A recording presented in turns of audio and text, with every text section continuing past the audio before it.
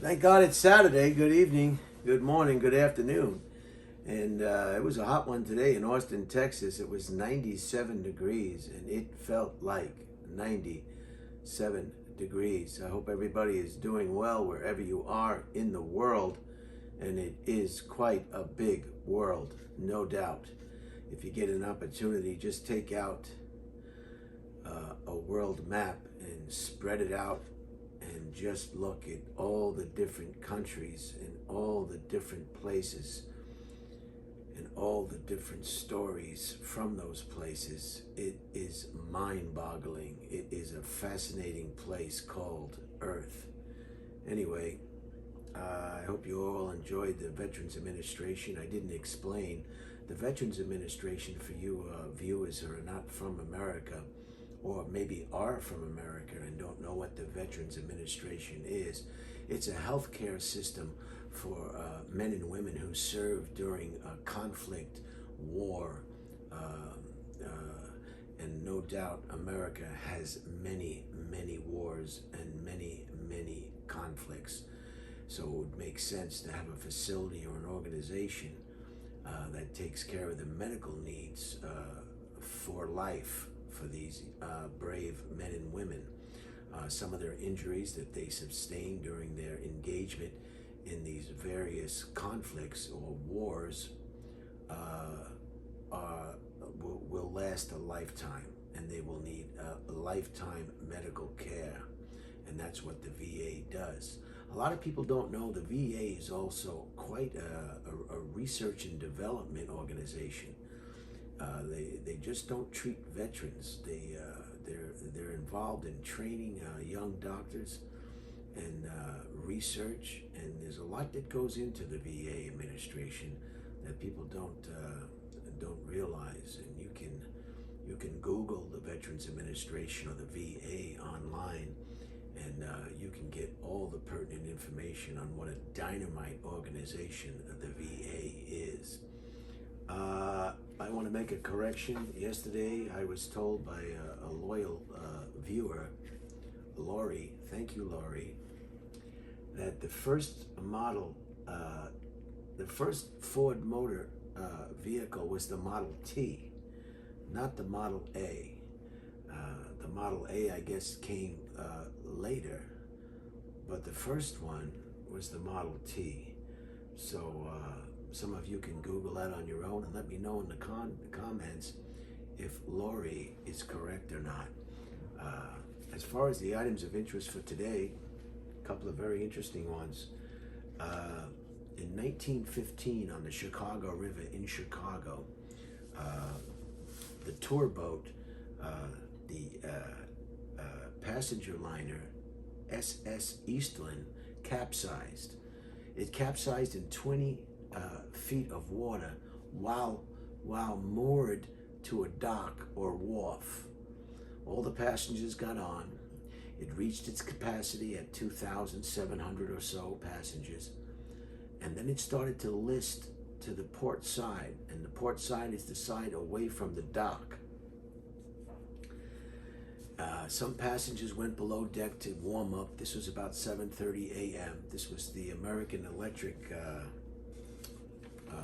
the Western Electric Company was giving these immigrants, a lot of them from Czech. They were Czech immigrants, as were many, many Americans back then. Most Americans came from Europe. They came from someplace else and populated what we now know to be the United States. It was the electric company's picnic or tour, and for a lot of these immigrants, these poor workers or so, these Czech people and a lot of other people, this was their only opportunity for a holiday or a vacation, so to speak. So this was a big, big deal for these poor workers at this time. And again, this is 1915, and this was the largest maritime disaster in the history of the country. So the boat was packed with over 2,000 and do I have that written down? 2,572 excited people. Some went below deck to warm up. It was early in the morning. It was damp. It was chilly, and they went below deck. and the rest of the people were above deck, packed, and the boat started to list to the port side, which is the side away from the dock. And then about 7:29,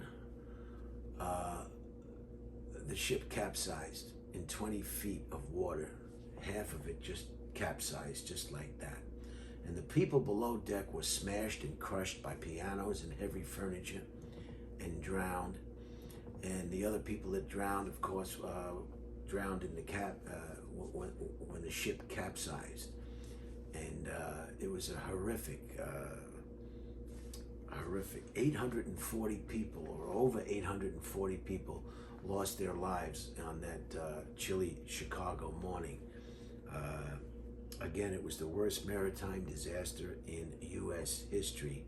1915, the SS Eastland, E-A-S-T-L-A-N-D, capsizes in 20 feet of water, if you can believe that. There was also a famous football player named George Halas, H-A-L-A-S. For whatever reason, George missed it. He arrived when the boat had already capsized, saving his life, no doubt. He went on to become a big Chicago Bears, I think, owner of that team, and played on that team, I presume. But like I said, all these little facts that I may be telling you incorrectly, like the Model T lorry, or the Model A lorry, can be, you can Google them on your own and fill in the blanks. So this was a horrific accident, and wouldn't it be true, as we talked about in previous videos, about the chain of events that cause an accident to take place? This particular ship, the SS Eastland, had a history of problems. It hit a tugboat once, but wasn't damaged. Then its speed wasn't fast enough, so they did some modifications. And whenever you do modifications on a ship, it changes the weight and balance, and it changes the draft. I think the draft is the part below the waterline on a ship. And they put some air conditioning units in, I guess. They changed some engine work. Anyway, and that didn't, they made modifications that weren't in the original engineering design of the ship. And that even made the listing problem even worse. They had 4 or 5 or 3 or 4 situations where they had a listing problem with this ship. They even cut the smokestacks off. Then there was a time when safety regulations went into effect, and they added lifeboats, and that further got the weight and balance and the center of gravity off the charts. So this ship had a history of problems before the ultimate problem that killed 840 Chicago people from Chicago. And the ship was uprighted, and it was refurbished with the Navy, and it was made a gunboat primarily for training missions in on Lake Michigan. And so that's the story of the most tragic.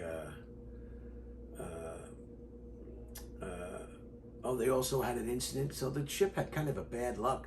They also had an incident where it was a steamship, and they were the men who were feeding the furnace with the coal didn't receive their proper rations of potatoes. And that's what they said anyway. So they went on strike, and then they were found guilty of a mutiny, and the captain was also replaced from that incident.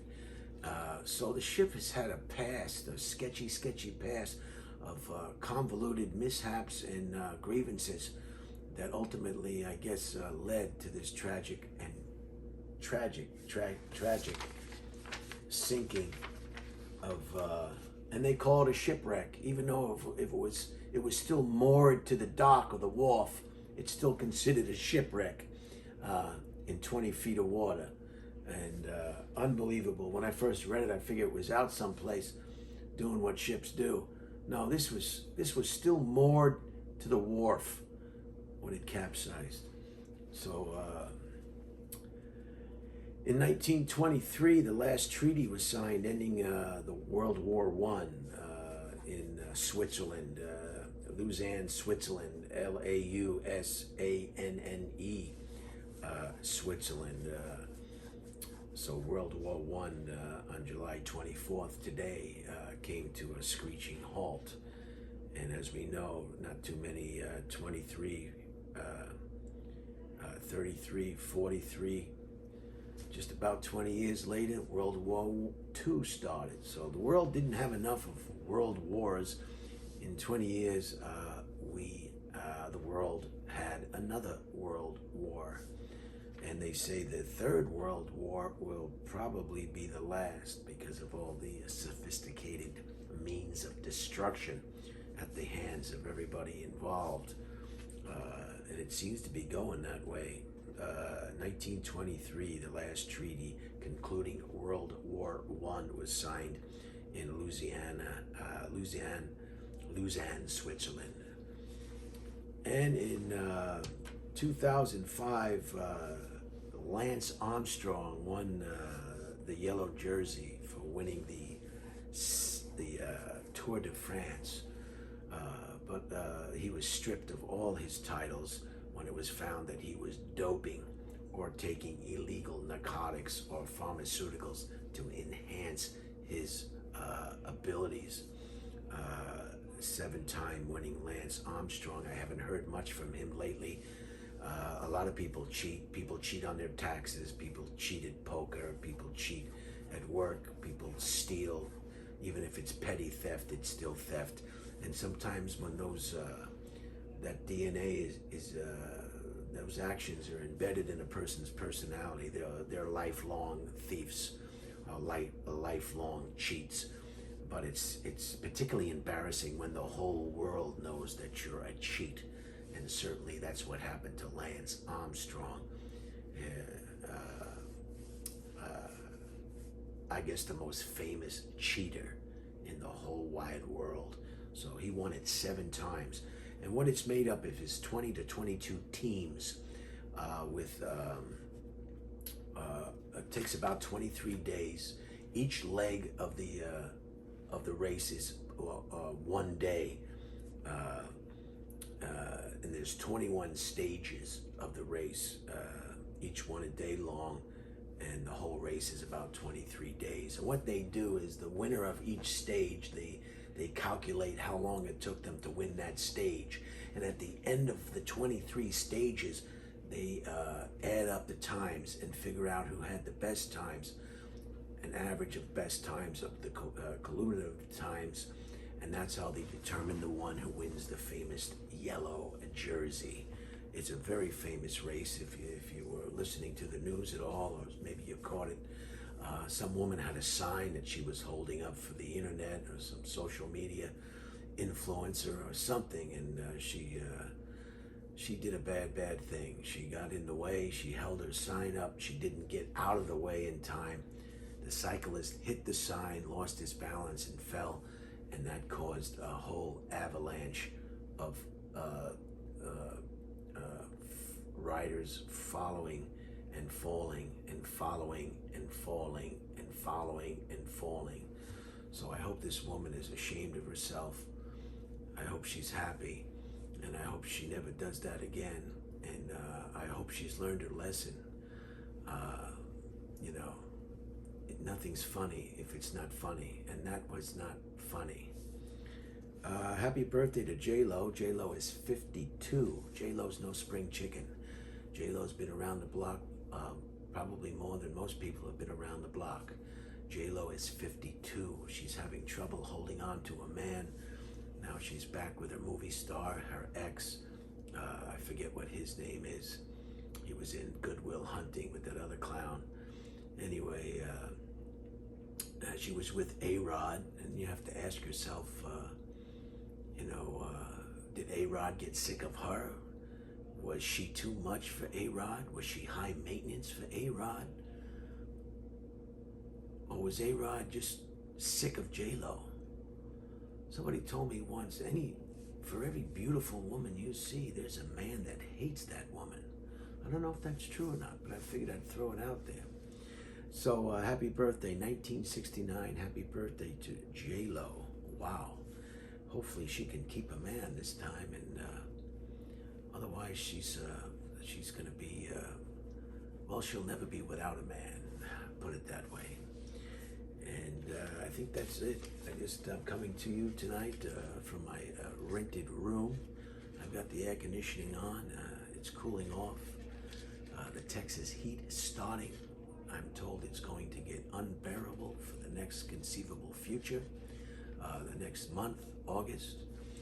The rain is gone. There'll be no more rain. And somebody told me the dusts from North Africa, from the wind dusts, the windstorms, travels 3,000 or 4,000 miles all the way to Texas. And that's why the sky is kind of orange or yellow. A gentleman told me that outside the restaurant tonight. So I don't know if it's true or not. I'll have to do some research on my own to figure out. Or maybe Lori knows. Maybe Lori knows the answer to why. Or if that gentleman is correct. So tomorrow is Sunday, the beginning of a brand new, Tomorrow is Sunday, the beginning of a brand new week. I wish you all a wonderful Sunday and have a great week. It's a fresh start, a brand new calendar of 7 days to make a difference in somebody's life, your community, and anything that you think is important and worthwhile. Recapping, we had a terrible maritime disaster in the Chicago River in Chicago. The SS Eastland capsized, killing 840. In 1923, the last World War I treaty was signed in Switzerland. Happy birthday to J-Lo, 52. And there was one more, our cheater friend Lance Armstrong with the yellow jersey that was quickly taken back. So have a great one. And I hope you enjoyed this presentation. I hope it wasn't too long. And it's 17 minutes and 18 seconds. Not too bad.